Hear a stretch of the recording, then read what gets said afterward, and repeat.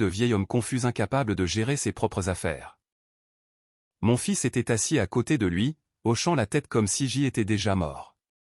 C'est alors que J est sorti un dossier que je cachais depuis 3 mois. Leurs visages sont devenus livides. Ce qui s'est passé ensuite les a complètement détruits. J'y ai signé les documents de transfert un mardi matin de septembre. C'était une journée magnifique, le ciel de la Drôme s'étirait bleu et infini sur la vallée des Baronnies. Ma femme Marie était partie depuis 8 mois, et j'y essayais de faire ce qu'il fallait pour notre fils unique. Le cabinet de l'avocat sentait le vieux papier et le café. Maître Bernard suivait les affaires de notre famille depuis 22 ans. Il semblait être la personne idéale pour superviser cela. C'est très généreux, Jean-Pierre, a dit Bernard en faisant glisser les papiers sur son bureau en acajou. 45% du domaine. Cela représente environ 300 hectares plus les droits des exploitations proportionnelles. J'y ai regardé mon fils, Nicolas, 42 ans, mais je voyais encore le petit garçon qui m'aidait à vérifier les clôtures à cheval. Sa femme Camille était assise à côté de lui. Cheveux blonds, parfaite, sourire éclatant. Ils étaient mariés depuis 11 ans. La famille passe avant tout, ai-je dit. Ça a toujours été le cas. Marie aurait voulu que Nicolas soit à l'abri du besoin. Nicolas a tendu le bras et m'a serré à l'épaule. Papa, ça représente énormément pour nous. Nous ne te décevrons pas. Le domaine valait environ 2 millions d'euros au total. La valeur des terres avait grimpé régulièrement et les droits des exploitations rapportaient à eux seuls 40 000 euros par an grâce à une société de gaz naturel. Je leur donnais près des 1 million d'euros des actifs. Les yeux de Camille étaient humides. Nous sommes si reconnaissants, Jean-Pierre. Tu as toujours été si bon pour nous. Je payais Nicolas 75 000 euros par an pour m'aider à gérer l'exploitation. Un bon salaire pour la région. Il avait une belle maison sur la propriété, des véhicules, l'accès au matériel, tout ce qu'un fils pouvait désirer. Venez à la maison principale ce soir, ai-je dit. Je préparerai la daube provençale de Marie. Nous devrions fêter ça dignement. Ils ont échangé un regard que je n'ai pas tout à fait compris. Puis Nicolas a acquiescé. Ce sera parfait, papa. Le trajet de retour vers le domaine a duré 40 minutes à travers les routes de montagne que j'y avais connues toute ma vie. Je l'ai passé à me sentir bien dans ma décision. 70 ans, et je mettais mon fils à l'abri pour la vie, faisant ce qu'un père doit faire. Ma maison était située sur une crête dominant la vallée. 280 mètres carrés de pierre et de poutres que Marie et moi avions construits ensemble il y a 30 ans. Les fenêtres de la salle à manger faisaient face aux montagnes. J'y ai dressé la table pour 3, mis des fleurs au centre. Les fiches de recettes de Marie étaient toujours dans le tiroir de la cuisine. Son écriture me serrait la poitrine, mais j'y ai suivi ses instructions à la lettre. Nicolas et Camille sont arrivés à 19 h. Le ragoût était parfait. Les pommes de terre fondantes, la sauce onctueuse. Tu t'es surpassé, a dit Nicolas en contemplant le festin. J'y ai versé du vin, un rouge de la vallée du Rhône qu'ils avaient dit apprécier. Ma main était ferme. Tout semblait à sa place. À la famille, ai-je dit en levant mon verre. À la mémoire de votre mère. À ce que nous méritons, a répondu Camille. Nous avons bu. Le vin était bon. J'y ai commencé à parler des plans de transition, de la façon dont nous travaillerions ensemble sur la rotation du bétail au printemps. Peut-être agrandir la production de fourrage. La fourchette de Nicolas a claqué contre son assiette. Papa, nous devons discuter de quelque chose. Son ton avait changé, il était devenu plat, froid. Que y a-t-il? 45%, ce n'est pas suffisant. J'y ai posé mon verre avec précaution. Je ne comprends pas. Camille s'est penchée en avant. Son sourire avait disparu. Tu as gardé la répartition proportionnelle des droits des exploitations. Nous aurions dû tous les avoir. Les droits des exploitations valent. Nous savons ce qu'ils valent, a interrompu Nicolas. Nous savons aussi ce que vaut l'ensemble du domaine. Tu as 70 ans. Tu ne peux pas gérer cet endroit seul. Je le gère depuis 40 ans. Et maintenant tu es vieux. Sa voix était dure. Tu oublies des choses. Tu te répètes. Maman te couvrait, mais elle n'est plus là. Les mots m'ont frappé comme des coups physiques. Nicolas, je ne comprends pas. Je viens de vous donner. Tu nous as donné ce que tu aurais dû nous donner il y a des années. Nicolas s'est levé. Voici ce qui va se passer. Tu nous cèdes le reste du domaine, tu emménages dans une résidence pour seniors, et nous nous occupons de tout, ou bien nous allons au tribunal et nous prouvons que tu n'es plus apte à gérer tes propres affaires. La pièce a semblé vaciller. J'y ai regardé Camille, cherchant une explication. Elle examinait sa manucure. C'est vraiment l'option la plus bienveillante, Jean-Pierre. Tu aurais des soins professionnels. Plus besoin de lutter pour te souvenir des choses. Je ne lutte pas pour me souvenir des choses. Tu aimes à appeler Marie la semaine dernière. Je l'avais fait une fois dans un moment de distraction. Cela n'a pas d'importance car nous avons des preuves, a dit Nicolas. Des courriels que tu as oublié d'envoyer, des factures payées en retard, des conversations confuses. Maître Bernard nous a aidés à tout compiler. Bernard est l'avocat en qui j'y avais confiance depuis 20 ans. Bernard vous aide à me prendre mon domaine. Bernard nous aide à te protéger contre toi-même. Nicolas s'est dirigé vers la porte. Tu as 2 semaines pour décider. Signe tout volontairement ou nous demandons une mise sous tutelle. C'est ton choix. Camille s'est levée, laissant sa serviette froissée sur la table. Elle n'a pas regardé en arrière en suivant Nicolas. La porte s'est refermée. La maison a retrouvé son silence. Je suis resté assis là, la daube de Marie refroidissant, essayant de comprendre ce qui venait de se passer. Il y a 8 mois, je tenais la main de ma femme pendant qu'elle mourait. Maintenant, mon fils essayait de prendre tout ce que nous avions construit ensemble. Le verre de vin était à moitié vide. Je n'ai pas pu me résoudre à boire davantage. 2 semaines. Il m'avait donné 2 semaines pour abandonner ma vie. Je n'ai pas dormi cette nuit-là ni la suivante. J'y ai appelé Nicolas 17 fois, messagerie à chaque fois, envoyé des SMS demandant à parler pour comprendre. Aucune réponse. Le 3e jour, je me suis rendu au cabinet de Maître Bernard. Sa secrétaire a dit qu'il n'était pas disponible. J'y ai attendu 4 heures dans le hall jusqu'à ce qu'il finisse par sortir. Jean-Pierre. Son expression était soigneusement neutre. Je ne peux pas discuter des affaires juridiques en cours avec vous. Affaires juridiques en cours. Vous êtes mon avocat. J'y étais votre avocat. Compte tenu de la situation, j'y ai dû me récuser de vous représenter personnellement. La situation que vous avez créée. La situation qui existe. Il a ajusté sa cravate. Je vous recommande de trouver un conseil indépendant. Rapidement. Il est retourné dans son bureau. La porte s'est refermée avec un déclic étouffé qui ressemblait au verrouillage d'une cellule. Les documents sont arrivés une semaine plus tard. Requête pour une mise sous tutelle des urgences, allégation de déclin cognitif, mauvaise gestion financière, négligence de soi. La signature de mon fils en bas, certifiée par l'avocat en qui j'y avais confié l'avenir de ma famille. J'y ai étalé les documents sur la table de ma cuisine et j'y ai lu chaque mot. Le langage était clinique, dévastateur. Ils avaient cité la fois où j'y avais oublié un rendez-vous chez le dentiste, la facture des électricités payée avec 3 jours de retard, une conversation où j'y aurais apparemment répété la même histoire 2 fois. Des choses normales, des choses que tout le monde fait, transformées en preuve d'incompétence. L'audience était fixée dans 3 semaines. Le juge Lefebvre présidait. Procédure des urgences, calendrier accéléré. J'y avais besoin d'un avocat, un vrai. La ville de Valence ne manquait pas de juristes. J'y ai appelé 7 cabinets. 2 ne pouvaient pas m'aider car Bernard les avait déjà contactés. 3 ont dit que les cas de tutelle n'étaient pas leur spécialité. 1 était trop cher. Le 7e m'a orienté vers quelqu'un à Lyon. Maître Catherine. Spécialité, droit des personnes âgées et défense contre les mises sous tutelle. 30 ans d'expérience. Son bureau était petit mais organisé. Des diplômes de grandes universités au mur.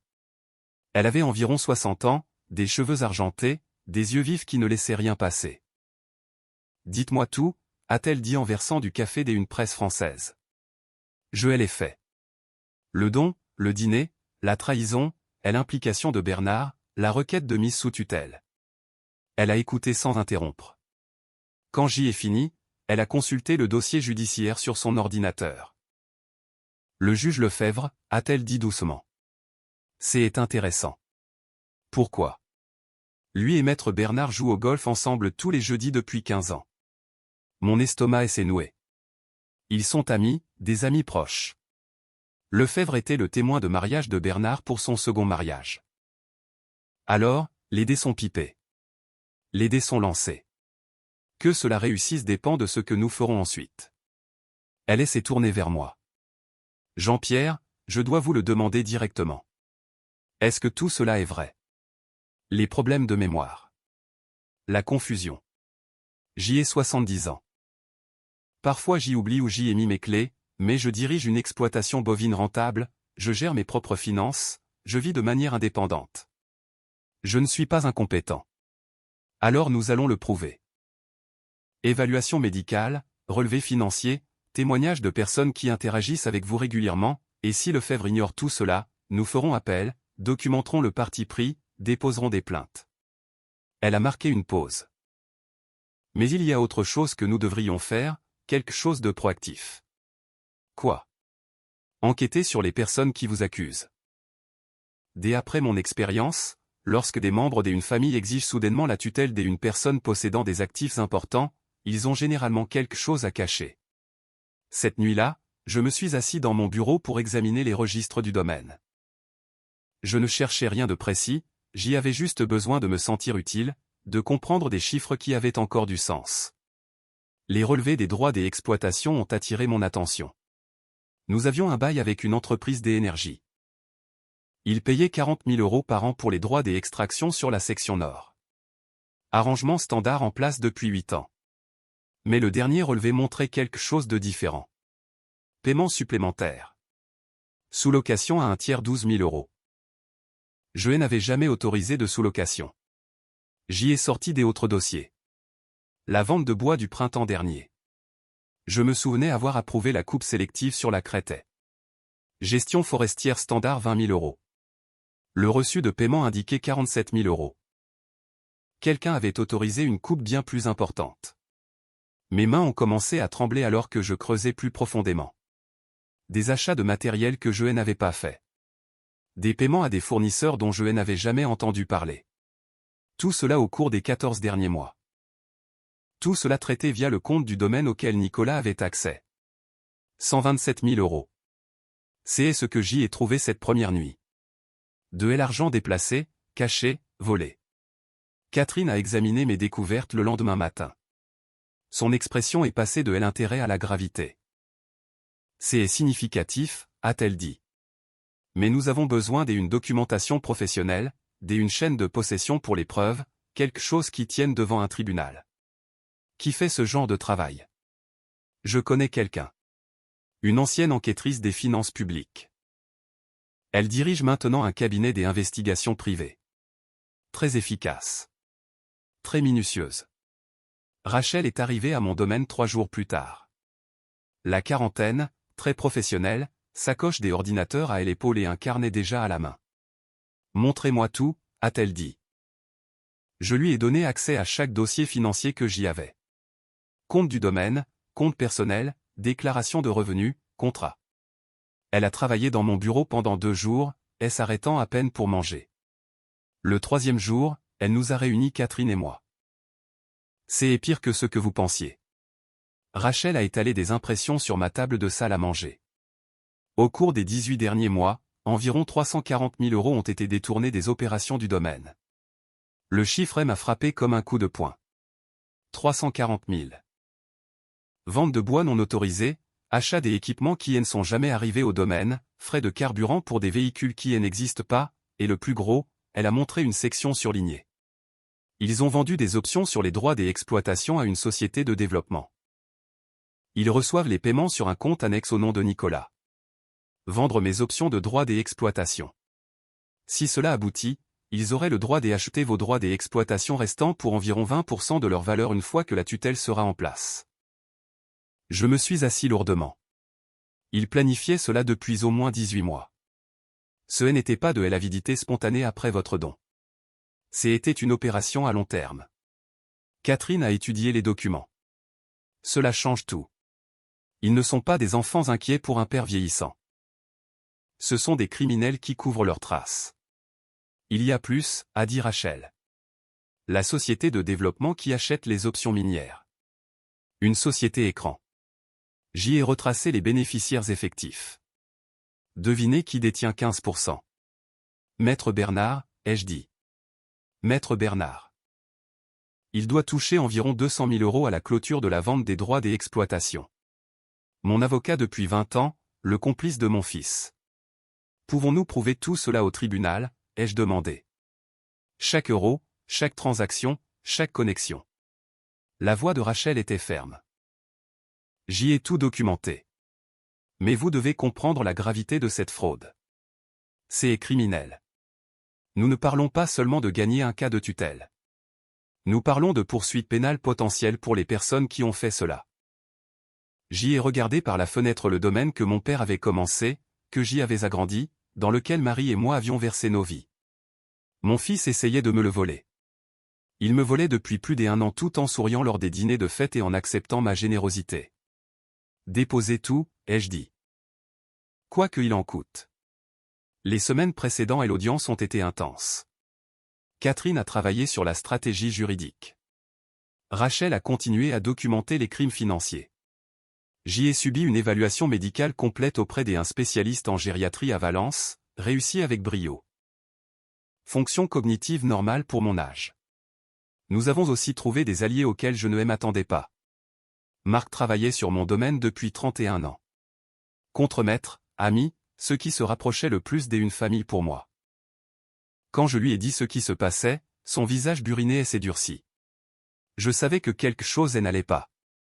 Il a dit, elle était dernier, Nicolas avait des équipes qui coupaient du bois sur la crête ouest, il m'a dit que tu avais approuvé. Mais tu ne l'as jamais mentionné.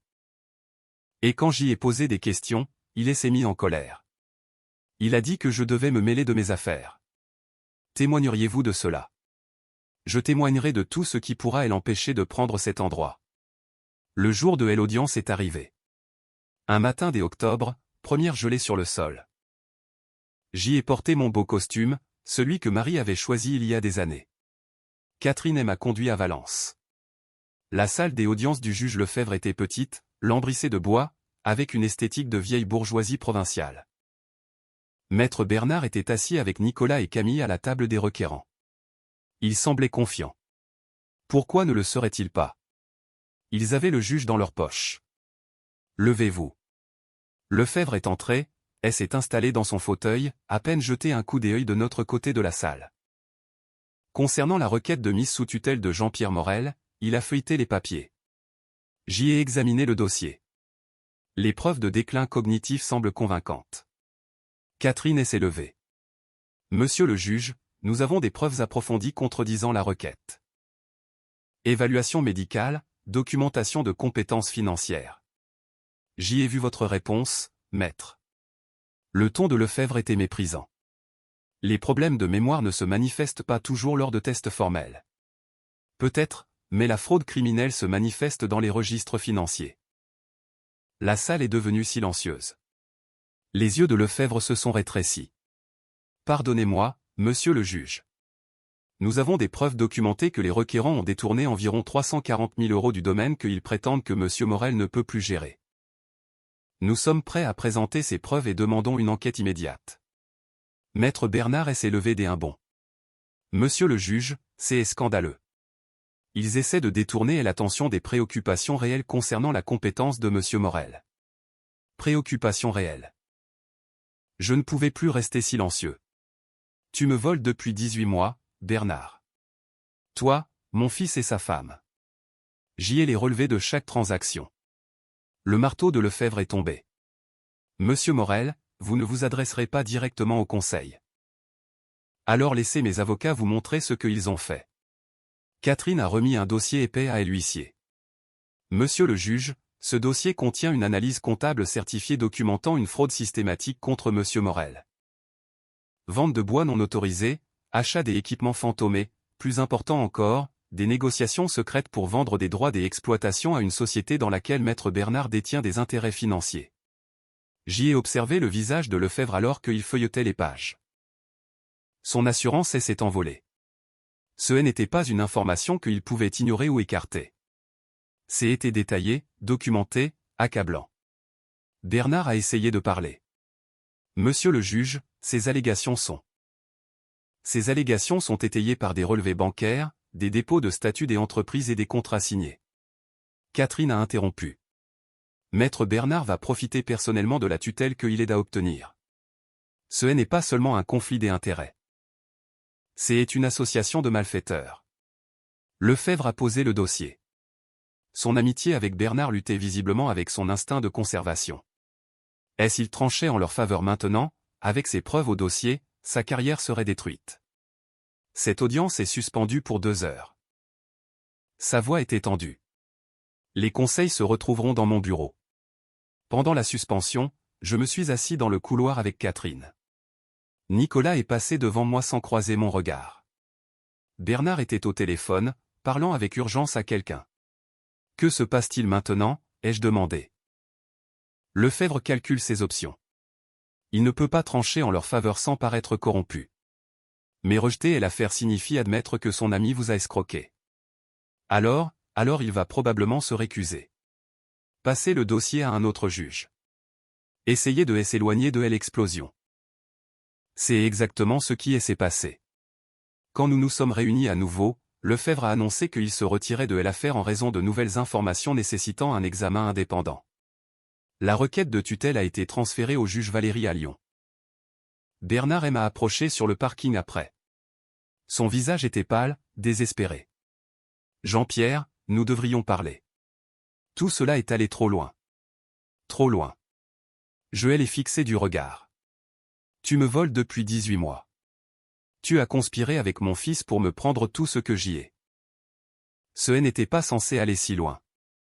Nicolas disait que tu déclinais, que l'argent était gaspillé. Il disait que tu voudrais qu'il allait de toute façon. Alors vous vous êtes servi par anticipation. L'assurance de Bernard s'est brisée. J'y ai fait une erreur. Nous pouvons trouver un arrangement. Abandonner l'enquête pour fraude. Laissez la requête de tutelle s'éteindre tranquillement et nous passons tous à autre chose. On ne passe pas à autre chose après 340 000 €. Pense à ce qu'un procès fera à ta famille. Nicolas est ton fils. Veux-tu vraiment l'envoyer en prison? La question m'a frappé plus fort que je ne l'espérais. Était-ce ce que je voulais? C'était mon enfant, le garçon que j'y avais élevé, le dernier lien avec ma femme. Nicolas a fait ses choix, ai-je dit finalement. Maintenant il doit vivre avec les conséquences. Je suis monté dans mon véhicule et je suis parti. La nouvelle audience a été fixée 3 semaines plus tard. Le juge Valéry n'avait aucun lien avec Bernard, aucune histoire avec notre famille. Catherine a dit qu'elle était connue pour ses jugements rigoureux et justes. Pendant ces 3 semaines, s'est resserrée sur Nicolas et Camille. Rachel avait déposé ses conclusions auprès du procureur de la République. Une enquête judiciaire a été ouverte sur le montage financier des droits des exploitations. Le fisc posait des questions sur des revenus non déclarés. Nicolas m'a appelé pour la première fois depuis le dîner. Papa. Sa voix semblait brisée. Camille est partie. Elle a pris tout ce qu'elle pouvait emporter et elle est retournée chez ses parents à Nice. Je n'ai pas répondu. Je sais que j'y ai déconné. Je sais que je ne peux pas réparer ça, mais c'est elle qui a poussé pour tout ça. La tutelle était son idée. Vendre les droits des exploitations était son idée. A-t-elle imité ta signature sur les contrats, Nicolas? Silence. A-t-elle fait les ventes de bois non autorisées, traité les faux achats des équipements, signé la requête de tutelle? Non. C'était à peine un murmure. C'est moi qui ai fait ces choses. Mais elle ne t'a pas forcé à voler ton père. Elle ne t'a pas forcé à essayer de me prendre mon domaine. Tu as choisi cela. Tu as choisi l'avidité plutôt que la famille. Je suis désolé, papa. Je suis tellement désolé. J'y ai pensé à Marie, au rêve que nous avions eu pour notre fils, à l'homme qu'il était devenu par rapport à l'homme que nous espérions qu'il serait. Je suis désolé aussi, ai-je dit. Mais le regret n'efface pas ce que tu as fait. J'y ai raccroché. L'audience finale a eu lieu par un froid matin de novembre. Le juge Valéry avait tout examiné. La requête originale, la réponse de Catherine, elle analyse de Rachel, elle évaluation médicale, elle enquête criminelle en cours. Nicolas est apparu seul. Pas des avocats, pas de femme, aucune confiance. Il avait l'air de ne pas avoir dormi depuis des semaines. J'y ai examiné toutes les preuves dans cette affaire, a commencé le juge Valéry.